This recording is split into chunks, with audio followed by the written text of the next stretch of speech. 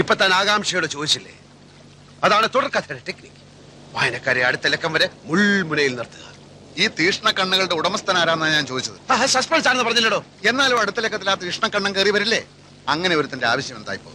സംഗതി വഞ്ചനയും മറ്റുമൊക്കെ ആണെങ്കിലും ഞാനും നായികയും പ്രണയിച്ചിങ്ങനെ സുഖിച്ചിരിക്കുമ്പോ മറ്റൊരുത്തിന് അങ്ങനെ ഇടയ്ക്ക് കയറി വരുന്നത് എന്തിന്? അത് പറയാൻ താൻ ആര്?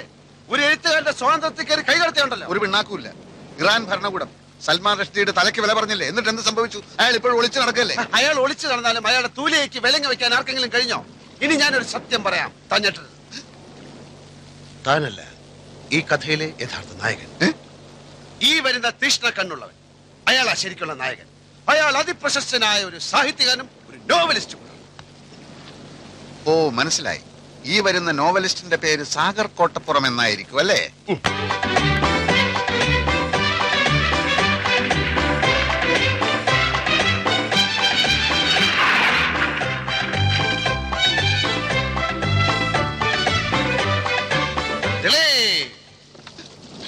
അയ്യോ, ഞാൻ ജയദേവൻ, ദിലീപിന്റെ സുഹൃത്താണ്, എഴുത്തുകാരൻ. അറിയാം, ഫോട്ടോ കണ്ടിട്ടുണ്ട്, വായിച്ചിട്ടുണ്ട് ഒരുപാട്. അനിത എന്നാണ് പേര് അല്ലേ? അയ്യോ, എന്റെ പേരെങ്ങനെ അറിഞ്ഞു? ഒരു എഴുത്തുകാരൻ എല്ലാം അറിഞ്ഞിരിക്കും. ഞാനിപ്പോ വന്നത് എനിക്ക് അനിതയോട് മാത്രമായി ചില കാര്യങ്ങൾ സംസാരിക്കാൻ.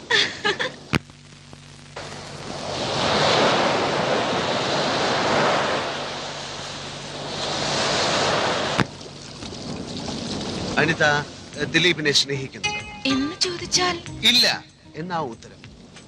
നോക്കൂ, അവനൊരു പാവമാണ്. ക്യാൻസർ ബാധിച്ച് മരണം കാത്തു കഴിയുന്ന ഒരമ്മ, കണ്ണിന് കാഴ്ചയില്ലാത്ത ഒരു അനുജൻ, കെട്ടിക്കാൻ പ്രായമായ 5 അനുജത്തിമാർ. അങ്ങനെ 100 കൂട്ടം പ്രശ്നങ്ങളുടെ ഇടയിൽ കിടന്ന് നട്ടം തിരിയുന്ന ആ മരങ്ങോടൻ ഒരു ചുക്ലിപ്പട്ടിയെ പോലെ നിന്റെ പുറകിൽ വാലാട്ടി നടക്കുകയാണ്. അവൻ ആ ജോലി തിരിച്ചു കൊടുത്തില്ലെങ്കിൽ നിന്റെ മോൻ അടിച്ച ചമന്തിയെ കൂടി.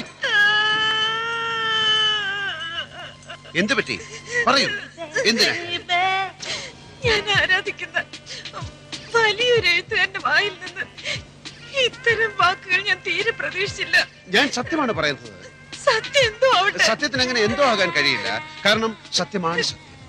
വേണ്ട മിസ്റ്റർ ജയദേവൻ, കൂടുതൽ സംസാരിച്ച് നിങ്ങളെ പറ്റിയുള്ള എന്റെ സങ്കല്പം തകർക്കാൻ എനിക്ക് ആഗ്രഹമില്ല.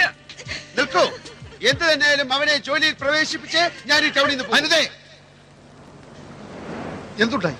നീ എന്താണ് അനിതയോട് പറഞ്ഞത്? അനിത, ഞാൻ പറയുന്നത് അനുസരിക്കുന്നതാണ് നിനക്ക് നല്ലത്. എന്തുണ്ടായി എന്നാ ചോദിച്ചത്? നീ പോടാ, പിണ്ണാക്കുമാടാ. ജയദേവ, അതേടാ ജയദേവൻ തന്നെ. നിനക്ക് നിന്നെ പറ്റി വിചാരമില്ലെങ്കിലും എനിക്ക് നിന്നെ പറ്റി വിചാരമുണ്ട്, മനസ്സിലായോ? ഇതുകൊണ്ട് തന്നെ ഞാൻ പറഞ്ഞത് ഈ മൈഗുണൻ സാഹിത്യകാരൻ ഈ കഥയിൽ ആവശ്യമില്ലെന്ന്. പിണ്ണാക്ക് മാടൻ അല്ലേ? ദിലീപ് മേനോനായിട്ട് എന്റെ ചിത്രമാണ് വാരികയിൽ വരച്ചിരിക്കുന്നത്. അതുകൊണ്ട് തന്നെ താൻ കയറി വന്ന് എന്നെ അപമാനിക്കുന്ന രീതിയിൽ സംസാരിക്കുന്നത് എനിക്ക് ഇഷ്ടമല്ല. തനിക്ക് ഇഷ്ടമാണെങ്കിൽ താൻ തന്നെ പാടുവെക്കപ്പെടോ. ദിലീപ് മേനോനെ സൃഷ്ടിച്ചത് ഞാനാണെങ്കിൽ അതേ മേനോനെ സംഹരിക്കാനും എനിക്കറിയാം. എന്ന് വെച്ചാൽ ദിലീപ് മേനോനെ കൊണ്ട് വയറിളക്കാനുള്ള ഒരു മരുന്ന് ഞാൻ കഴിപ്പിക്കും. എന്നിട്ട് ദിലീപ് മേനോൻ കക്കൂസി പോയി ഒരു അധ്യായത്തിൽ അങ്ങ് ചാവും. എന്ന് വെച്ചാൽ ഞാൻ അവനെ കൊല്ലും. എങ്കിൽ എത്രയും പെട്ടെന്ന് കൊല്ലടോ. ഇങ്ങനെ നട്ടലില്ലാതെ ജീവിക്കുന്നതിൽ ഭേദം ഭരണമാ. പക്ഷെ താൻ എന്നെ വയറിളക്കി കൊന്നാൽ തന്റെ പേരിൽ ഞാൻ കേസ് കൊടുക്കും. എങ്കിൽ ഇപ്പൊ തന്നെ താൻ പോയി കേസ് കൊടുത്തിട്ട് വാ. പോയി കൊടുക്കണോ, പോയി കേസ് കൊടുക്കണോ.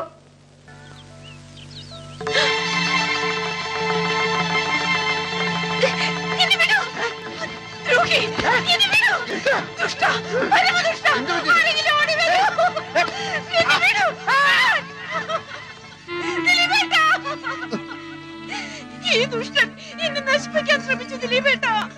ഇല്ല, ഞാൻ നശിപ്പിക്കാൻ ശ്രമിച്ചിട്ടില്ല. വേണ്ടടാ, നിന്നെ എനിക്ക് മനസ്സിലായി. ഇതിനായിരുന്നു നീ എന്നെ തേടി വന്നത്. നിഷ്കളങ്കയായി ഞാൻ പറയുന്നത് കേൾക്കൂ.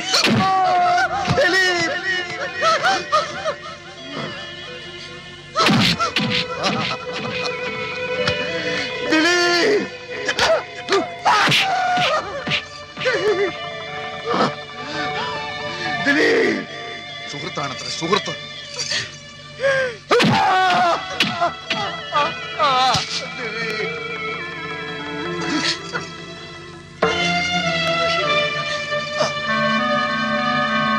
വഞ്ചകി,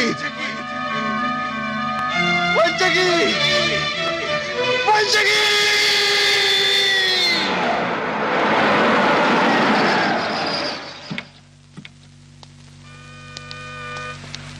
പ്രിയ ഇറങ്ങണ്ട.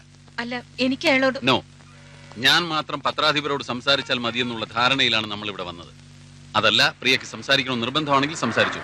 ഞാൻ മടങ്ങിപ്പോയേക്കാം. അയ്യോ, ഒന്നും പറയണ്ട എന്റെ കുട്ടപ്പേട്ട. ഈ ഗസറ്റഡ് യക്ഷി ആദ്യം ഇറങ്ങുന്ന ആഴ്ച 50,000 കോപ്പി കൂട്ടി. ഇപ്പൊ ഇതാ 4-ാം അധ്യായം ഇറങ്ങുമ്പോ ആകെ ഇരിക്കപ്പുറത്തില്ലാതിരിക്കുക. നാനാ ഭാഗത്തുനിന്ന് ഏജന്റുമാരുടെ കത്തും കമ്പിയും കൊണ്ട് ആഫീസ് നിറഞ്ഞിരിക്കുക. കോപ്പി പോരാന്ന് പറഞ്ഞോണ്ട്. ഇങ്ങനെ പോയാ 10 ലക്ഷത്തിൽ നിൽക്കും തോന്നുന്നില്ല. ഒന്നാമത് കോട്ടപ്പുറത്തിന്റെ റേപ്പ് കേസാ ഇത്രയും ബഹളത്തിന് കാരണം. കർത്താവിന്റെ കൃപ എന്നല്ലാണ്ട് എന്താ പറയാ. ഞാൻ പിന്നെ വിളിക്കാൻ കുട്ടപ്പേട്ട. വാതിൽ തട്ടുന്നു, ഏജന്റുമാരായിരിക്കും. Yes, coming. Sir, advocate Nambiar വന്നിട്ടുണ്ട്. വരാൻ പറയേ. ആ, വരണം നമ്പ്യാർ, വരണം. ഇരിക്കണം. എന്താ ഇവിടെ കസേരയില്ലേ? ഉണ്ടല്ലോ, ഇരിക്കി. ഗസറ്റഡ് യക്ഷി എന്ന നോവലിലെ നായിക തഹസിൽദാരല്ല, മുനിസിപ്പൽ കമ്മീഷണറാണെന്ന് നിങ്ങൾ പറയുമായിരിക്കും. യഥാർത്ഥ സംഭവങ്ങളാണ് നോവലിൽ പറയുന്നതെന്ന് തെളിയിക്കാൻ ചിലപ്പോൾ എനിക്ക് കഴിഞ്ഞില്ലെന്നും വരും. പക്ഷേ റേപ്പ് കേസിലെ പ്രതിയും നോവലിസ്റ്റും ഒരാളായതുകൊണ്ട് സാമാന്യ ബുദ്ധിയുള്ള ഏതൊരു ജഡ്ജിക്കും അദ്ദേഹത്തിൻ്റെതായ നിഗമനങ്ങളിലെത്താനും നിങ്ങളുടെ ഈ സ്ഥാപനം പൂട്ടിക്കാനുള്ള തീരുമാനങ്ങൾ എടുക്കാനും കഴിഞ്ഞെന്ന് വരും. ഞാൻ താങ്കളോട് പൂർണ്ണമായി യോജിക്കുന്നു. പക്ഷേ ഇത് ഇന്ത്യ മഹാരാജ്യമായതുകൊണ്ടും എന്റെ കയ്യിൽ ആവശ്യത്തിലേറെ പണമുള്ളത് കൊണ്ടും വേണ്ടി വന്നാൽ സുപ്രീം കോടതി വരെ പോകാമെന്ന വിശ്വാസമുള്ളത് കൊണ്ടും താങ്കളുടെ ഭീഷണി ഈ മാമച്ചനോട് വേണ്ട എന്ന് പറയാൻ ഞാൻ ആഗ്രഹിക്കുന്നു. നിങ്ങളുടെ ഈ പീറ നോവലിസ്റ്റ് ഉണ്ടല്ലോ, അയാൾ ഒരു റേപ്പ് കേസിൽ ജാമ്യത്തിൽ ഇറങ്ങിയ ആളാണെന്നും ഈ കേസിലെ സ്പെഷ്യൽ പ്രോസിക്യൂട്ടറായ ഞാൻ വിചാരിച്ചാൽ പലവിധ വകുപ്പുകളിലായി അയാൾ എത്ര വർഷം വേണമെങ്കിലും അകത്താക്കാൻ സാധിക്കുമെന്നും ഓർമ്മിക്കുന്നത് നന്നായിരിക്കും. ഓർമ്മയുണ്ടല്ലോ. ഈ നോവല് പ്രസിദ്ധീകരിച്ചില്ലെങ്കിലും നിങ്ങളും നിങ്ങളുടെ ആ അലപലാതി യക്ഷിയും അതിന് ശ്രമിക്കുമെന്നറിയാലോ. അപ്പോ എന്ത് പ്രത്യാഘാതവും നേരിടാൻ ഒരുക്കമാണെന്ന് അർത്ഥം. അതെ, ഒരു കോംപ്രമൈസും ഇല്ല. കോംപ്രമൈസ് ആയിരുന്നു ഉദ്ദേശമെങ്കിലും ഭീഷണിയുടെ ഭാഷ പുറത്തെടുത്ത് എന്തിനാ? ഈ മാമച്ചൻ ഒരു പേടിത്തൂറിയാണെന്ന് വിചാരിച്ചു അല്ലേ? മീൻ കച്ചവടത്തിൽ തുടങ്ങിയതാ ഞാൻ എന്റെ ജീവിതം. പിന്നീട് റബ്ബർ എസ്റ്റേറ്റ് ആയി. റബ്ബറിന് വില കുറഞ്ഞപ്പോ ഞാൻ സാഹിത്യത്തിലേക്ക് കിടന്നു. ആ എന്നോടോ? മിസ്റ്റർ, അവിവാഹിതയായ ഒരു ചെറുപ്പക്കാരിയെ അപമാനിച്ചിട്ടല്ല നിങ്ങളുടെ വാരികയുടെ സർക്കുലേഷൻ കൂട്ടേണ്ടത്. അവിവാഹിതനായ എന്റെ നോവലിസ്റ്റിനെ കള്ളക്കേസിൽ കൊടുക്കാമെങ്കിൽ ഇങ്ങനെയും എനിക്ക് എന്റെ വാരികയുടെ സർക്കുലേഷൻ കൂട്ടാം. ഇനി ഞാനൊരു കോംപ്രമൈസ് പറയാം. കോട്ടപ്പുറത്തിന്റെ പേരിലുള്ള റേപ്പ് കേസ് പിൻവലിച്ചിട്ട് ഇങ്ങോട്ട് വരൂ. ഗസറ്റഡ് യക്ഷിയുടെ പ്രസിദ്ധീകരണം നിർത്തുന്ന കാര്യം അപ്പൊ ആലോചിക്കാം. ഇല്ല, ഇനിയിപ്പോ ഒന്നും നോക്കാനില്ല. ആ സ്കൗണ്ടറലിന് മാക്സിമം ശിക്ഷ വാങ്ങിച്ചു കൊടുക്കുക. എന്നിട്ട് ജയിലിനകത്തിട്ട് അവന് എഴുതുന്ന കൈയുണ്ടല്ലോ, പോലീസുകാർക്ക് കാശ് കൊടുത്ത് ആ കൈ തല്ലി ചതക്കുക. നാട്ടുകാരുടെ മുമ്പിൽ വിഴുപ്പലക്കണ്ടല്ലോ എന്ന് ഓർത്താ കോടതിക്ക് പുറത്തു വെച്ച് തീരുന്നെങ്കിൽ തീർന്നോട്ടെ എന്ന് കരുതിയത്. ഇപ്പൊ എനിക്ക് മനസ്സിലായി, ഈ വൃത്തികെട്ടവന്മാരെ വെറുതെ വിട്ടാൽ സമൂഹത്തിന് തന്നെ അത് വലിയ ദോഷം ചെയ്യും. പ്രിയ പറഞ്ഞതാ ശരി. ഇനി ഒന്നും ആലോചിക്കാനില്ല, ഒക്കെ ഇനി കോടതി. Your Honor, you have already allowed petition 315 CRPC. So let me examine the accused number 1 and 2 as witnesses. Yes, you may proceed.